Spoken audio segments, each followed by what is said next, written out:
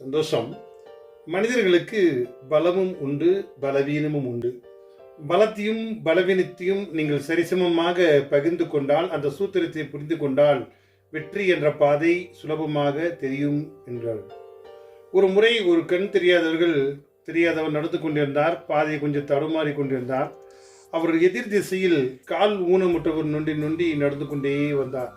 இவர் கேட்கின்றார், எனக்கு யாராவது உதவி செய்ய முடியுமா என்று கேட்கின்றார்.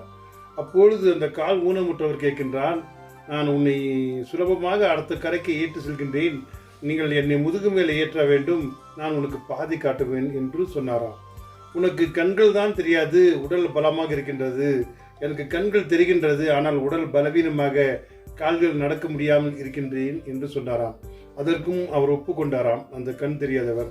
உடனே இவரை தோல் மேல் ஏற்றி கொண்டு நகர்ந்து கொண்டு எங்கே சென்றோமே அந்த இலக்கை அடைந்து சென்றார்கள். வெற்றியும் பெற்றார்கள். இருவரிடத்திலும் பலவீனம் உண்டு, பலமும் உண்டு. இரண்டும் பலமாக மாற்றி சுலபமாக பாதையை கடந்து வெற்றி பெற்றார்களாம்.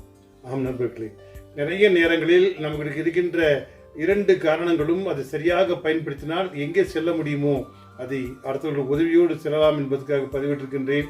சந்தோஷம். வாழ்க வளமுடன்.